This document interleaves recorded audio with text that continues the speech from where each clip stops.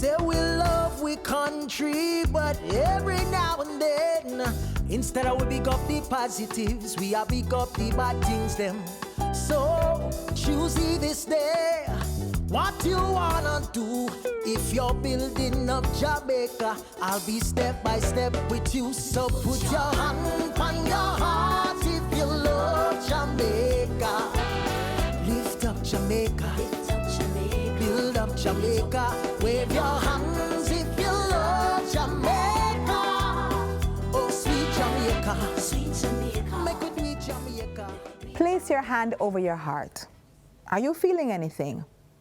That indicates that you're still alive, which means you have time to change things in your life, your family, or this country as a whole. Hello and welcome to another exciting edition of Jamaica Magazine. I am your host, Audrey Williams. Today, we'll be focusing specifically on the heart, for we know where your treasure is, there will your heart be also. So make every effort to make sure your heart is in the right condition so that you can place your treasure in the right place. That being said, let's flip the pages of today's magazine as we provide you with the knowledge that you will need to strengthen your heart's function. All this and more when we get back right after the news.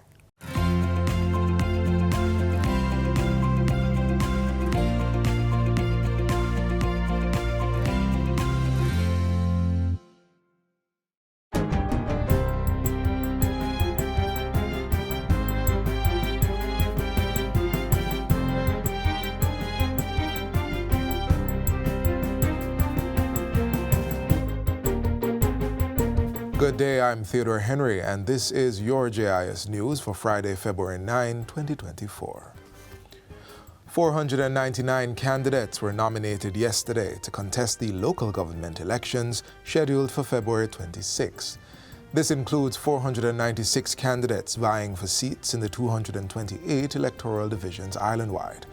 There were also 3 candidates nominated for the mayoral position in the municipality of Portmore, the PNP's Leon Thomas, the JLP's Markland Edwards, and independent candidate Howard Hamilton.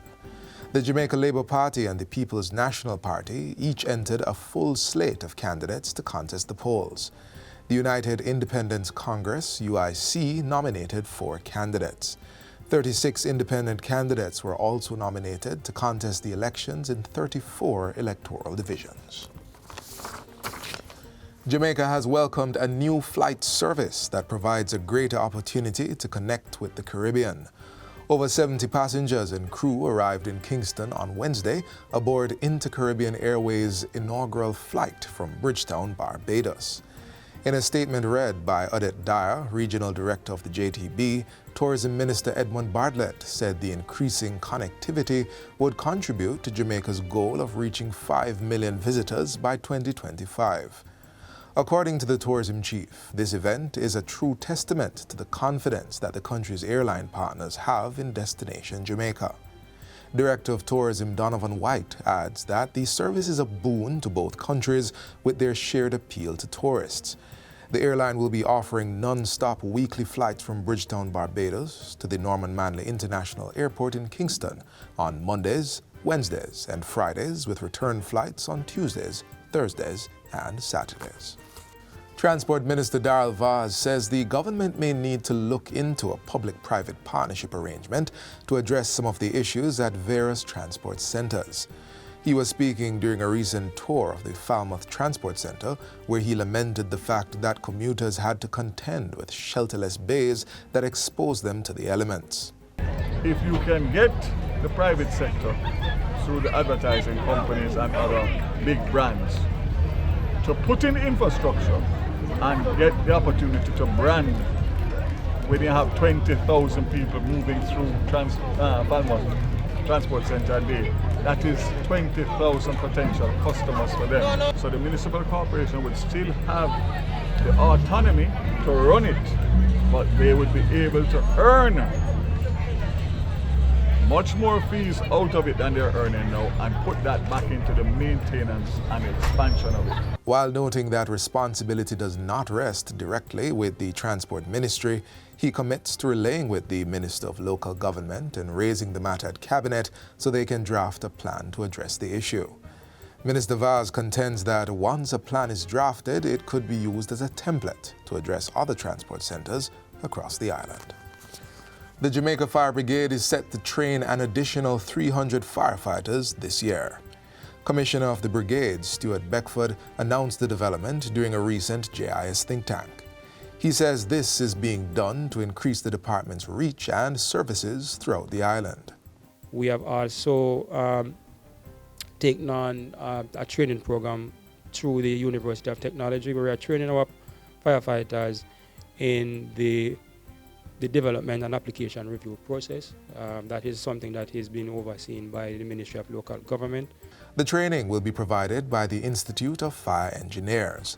The objective is to strengthen the monitoring and enforcement capabilities of local authorities relative to national and international building codes. This is very important for us, given the varying risks that we are seeing, especially when it comes on to e-vehicles and other technology that may pose a fire hazard to members of the public and our firefighters. And finally, Jamaicans are encouraged to lend support to a worthy cause by registering and participating in the second staging of the EU Jamaica 5K and 10K run.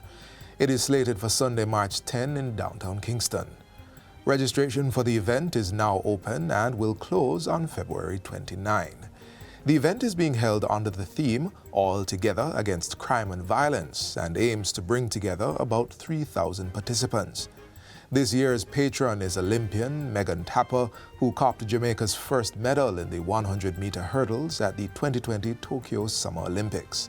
Proceeds from the EU Jamaica 5K and 10K run will go towards funding a literacy summer camp for 3 educational institutions in Kingston, the Edward Seaga, Holy Family, and St. Andrew Primary Schools. Individuals and groups can register at runningeventsja.com.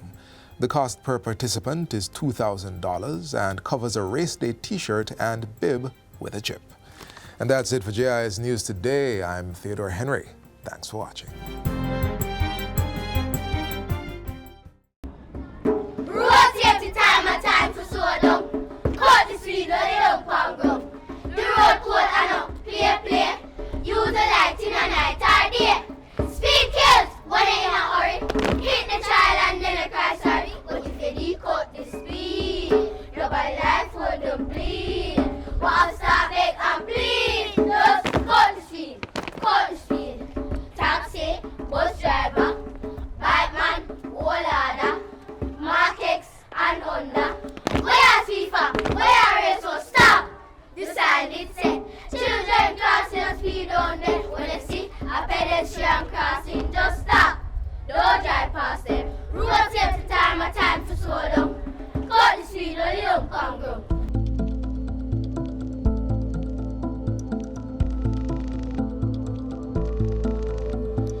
Motorists, please look out for us when we're crossing the road.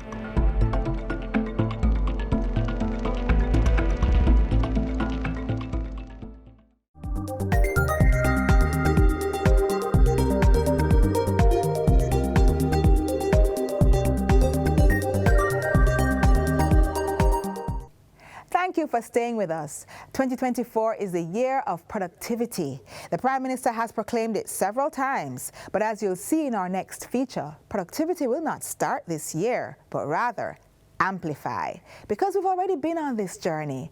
The Business Ministry has been instrumental in that work, and up next, we review what it helped bring to the market in the last year.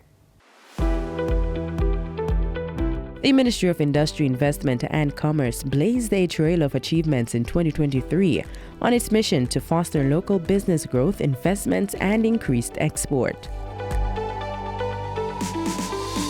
Our exports this year are up 30%. In 2023, the Ministry continued to lead the legislative agenda for our business framework by passing the Companies Amendment Act 2023. This amendment reinforces Jamaica's resolve to meet global standards in the fight against money laundering and terrorism financing, and places us in good standing with our trading and investment partners.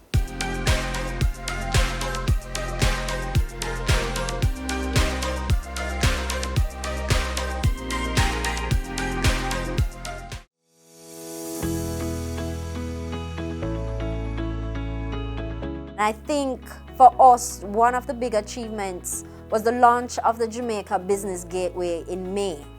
And the Jamaica Business Gateway was created as a part of government's digital transformation thrust to put government agencies and their processes online. 2023 also saw JAMPRO's Export Max 3 program, assisting 50 small and medium-sized enterprises start and expand their export trade portfolios. At the end of the program, 78% of the number of non-exporting companies within the program had started to export. The Jamaica Promotions Corporation JAMPRO also helped local tech firms export digital services through the launch of its Technology Innovation District TID Accelerator project. So being able to work with 16 local companies to bring them into overseas markets and expose them to potential business partners to whom they can export their services was a huge accomplishment. In support of another niche market, the National Export-Import-Exim Bank of Jamaica launched a solar energy loan facility to help small and medium-sized businesses reduce operational costs and increase competitiveness. Other interventions to help connect Jamaican producers and service providers with overseas markets included the return of Expo Jamaica, hosting of the first UK-Jamaica Export Business Forum, and a series of ministerial trade missions overseas.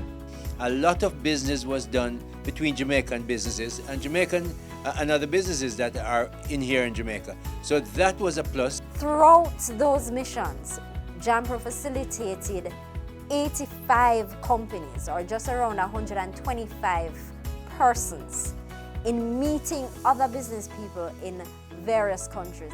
And the Jamaica National Agency for Accreditation, JANAC, issued certificates of accreditation to several public and private sector entities, increasing their marketability in the global business space. The last calendar year saw focused attention placed on two industries deemed to have high growth potential.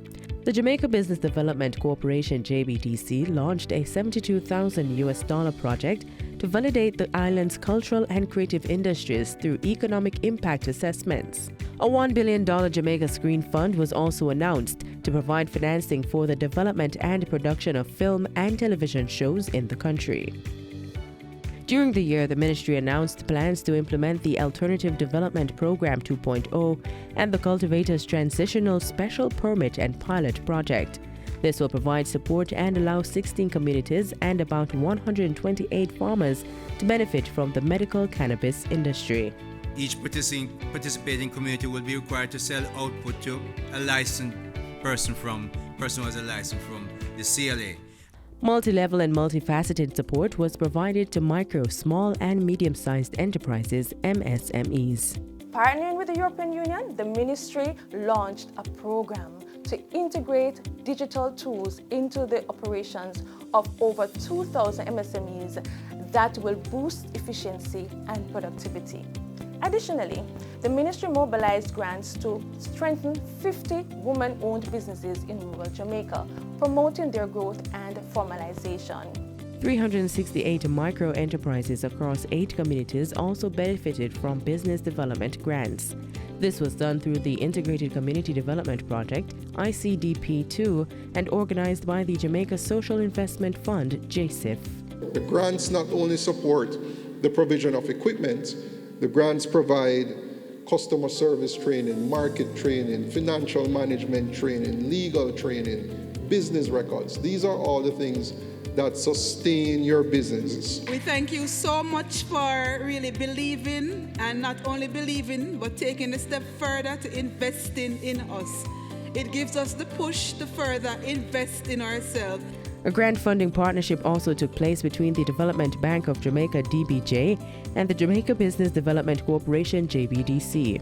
It provides development support for approximately 1,000 MSMEs. The business industry also continued to attract substantially more local and foreign direct investment through Jamaica's special economic zones. It was a good year. We would have seen significant growth, not just in the interest in special economic zones in Jamaica, but in investing in Jamaica on a whole.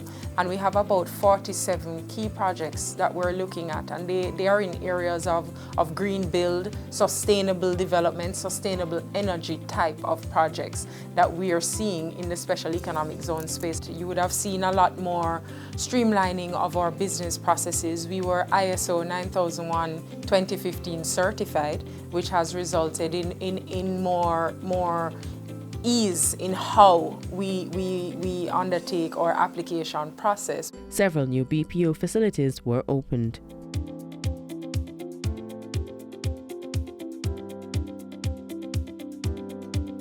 In partnership with the Inter-American Development Bank, the ministry also embarked on a series of business roadshows across Kingston, Mandeville, Montego Bay, and Ocho Rios to inform, educate, and support MSMEs. In so doing, the ministry directly impacted over 900 businesses with services and support from all our agencies and made it possible for 12 small businesses to receive grants in the amount of $300,000 each. 2023 witnessed the Ministry of Industry, Investment and Commerce facilitating business development and exports to help Jamaica achieve economic prosperity.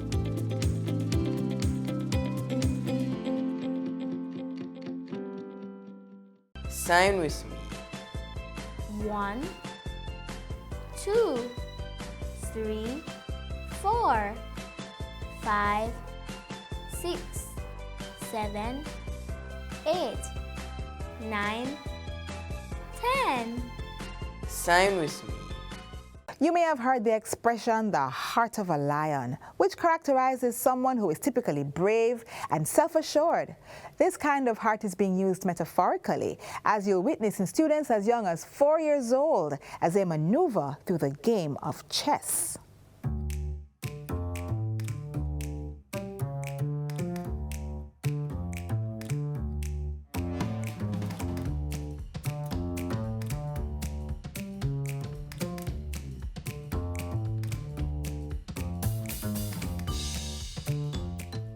There are so many benefits of chess. You know, chess helps with your mathematical skills. Chess helps with your reasonability. Chess helps with strategic thinking. Some people don't understand. Chess also helps with your patience level. You have to be patient to play the game of chess. And that includes being patient with people who are just learning the game, especially when instructing younger players. Good morning, my chess stars. Good morning, Coach. All right, today we're going to continue another game of chess. Please shake hands and begin.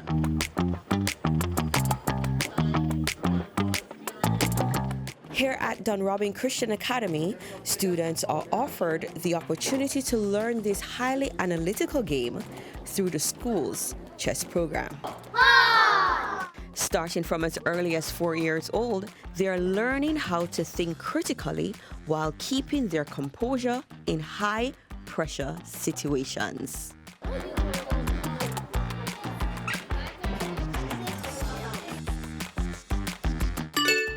Chess helps with the discipline, you know, going through it. So the discipline of, you know, sticking to it, getting a task done and completing a task and things like that. Right, pawn, left, right, pawn, on here, left, right. The children love him.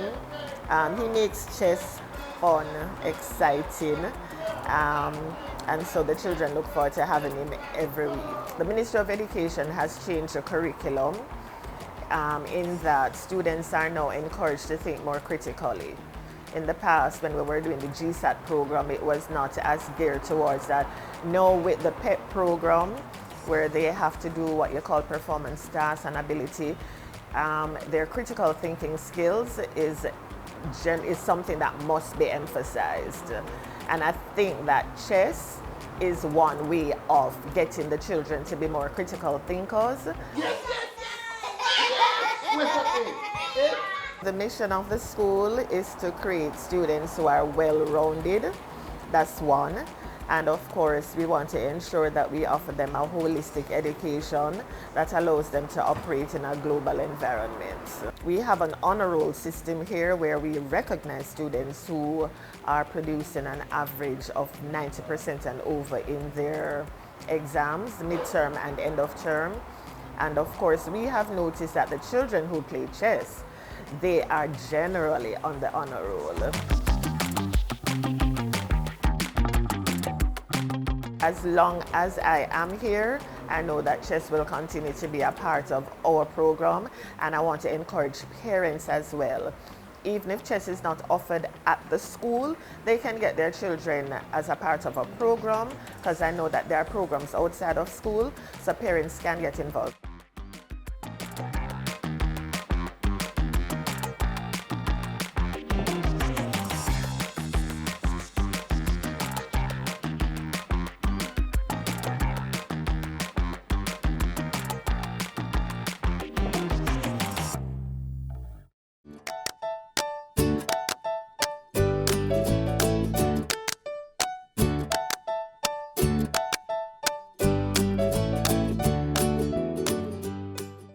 We can no longer turn a blind eye to our children. Each of us have the duty to protect them. As we continue to strengthen our protection campaign, we ask that you try positive discipline. Talk not once, twice, 3 times, 7 times even. In talking to your child, you make them comfortable to tell you about what is affecting them. Tell our children the truth and tell them what is wrong and why. We remind our parents, if you are having difficulties with your child, we are here for you, to support you, along with the many other agencies that are set up for this purpose. Additionally, we remind parents that if you see another parent in need of help or sound advice, reach out and provide support. Every child is our child.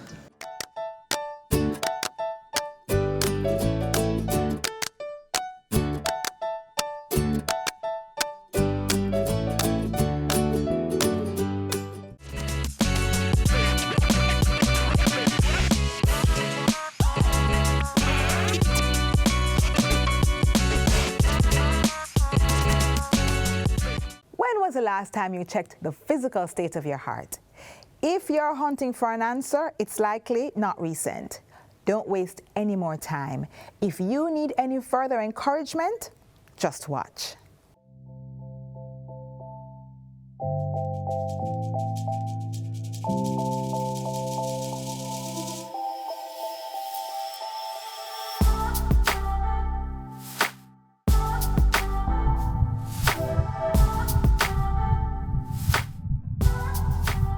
Andreen Chung, Chair of the Heart Foundation of Jamaica, and I'm here to talk about Heart Month because February is Heart Month. Every year, the Heart Foundation of Jamaica, as well as other local and international organizations concerned with heart health, highlight Heart Month, in which we choose a theme related to heart health, which we want to give emphasis to. And this year, our theme is Prevent Heart Failure, Get Screened, Keep the Beat.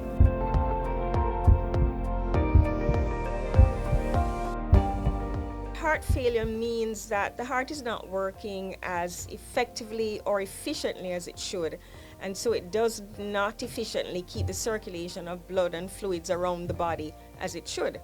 And therefore you end up with a constellation of signs and symptoms. Patients with heart failure may get swelling of the body, they get short of breath. Heart failure is not a diagnosis in and of itself. It indicates that there's some underlying factor that has led to this. The heart is a very common organ that hypertension targets, and hypertension can lead to heart failure. Diabetes, because it works to damage the blood vessels that supply blood to the heart muscle, and in that way the heart muscle may not work properly. People with rheumatic heart disease, in whom the valves aren't working properly and you're getting leakage across the valves, or the valves are too tight, over time it can affect the heart muscle and can cause the heart to become enlarged and can lead on to heart failure. Well, 3 important reasons. One is heart failure is common. We have a large and really burgeoning population of people worldwide who are now living with heart failure. And why is that? Population generally is getting older, and heart failure in general tends to become more common as you get older. The second reason is heart failure has a high mortality.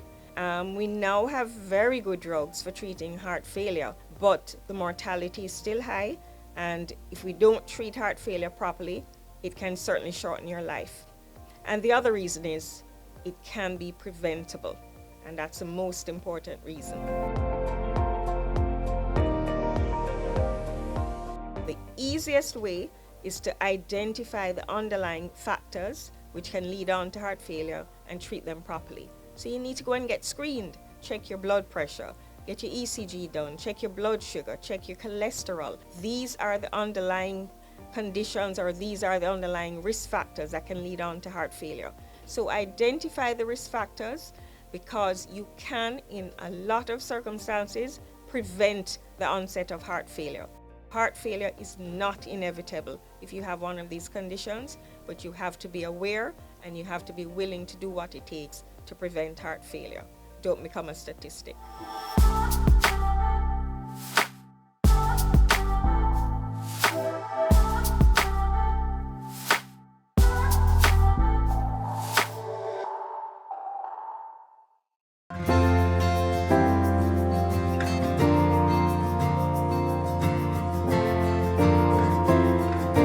Hey boy, move out of my way, man. May I get my lunch before you, Both of there at the front of the line. Yes, there are times when other students will try to get you out of your peaceful state. They will say something that will trigger you.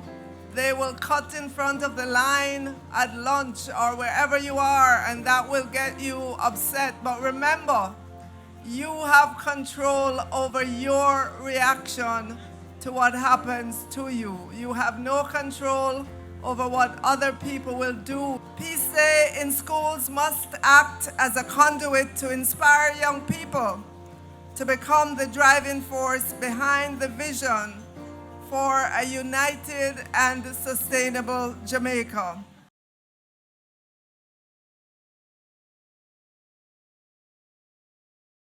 Teaching our children about peace isn't just talking about war and conflict.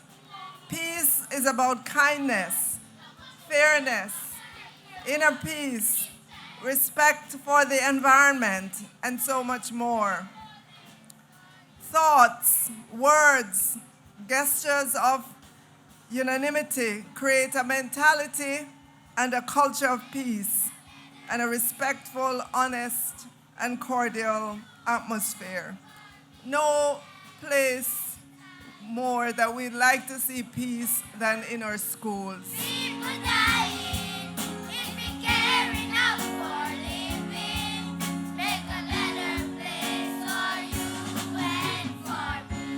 We've reached the end of our program. Get a recap of everything you saw here and more on our website, jis.gov.jm. I'm Audrey Williams. Bye for now.